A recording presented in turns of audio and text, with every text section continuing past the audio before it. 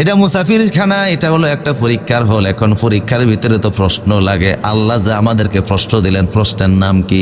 আল্লাহ বলেন তোমাদের জন্য প্রশ্ন হলো আমার 30 পারা কোরআন। সুবহানাল্লাহ। তাইলে আমরা প্রশ্নপত্র পাইলাম, প্রশ্নপত্রের নাম কি? কথা বলেন, কয় পারা? পুরাটা? কিছু ছাড়া তো মনে 30 পারা কোরআন, একটা আয়াত বাদ নাই।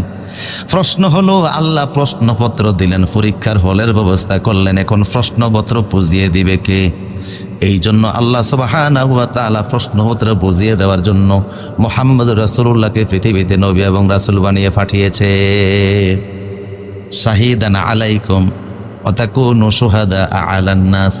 মুহাম্মদ সাল্লাল্লাহু আলাইহি ওয়াসাল্লাম হলেন পৃথিবীতে প্রশ্নপত্র বুঝিয়ে দেওয়ার দায়িত্বটা ওনার। প্রশ্ন আসতে পারে, উনি তো পৃথিবীতে মাত্র 63 বছর ছিলেন। ওনার পরে প্রশ্নপত্র বুঝিয়ে দিবে কে? ফাসআলু আহলা যিকরি ইন কুনতুম লা তা'লামুন। মুহাম্মদ সাল্লাল্লাহু আলাইহি ওয়াসাল্লামের পরে এই প্রশ্নপত্র বুঝিয়ে দেওয়ার জন্য উম্মতের আলেমদেরকে আল্লাহ দায়িত্ব দান করে দিয়েছে।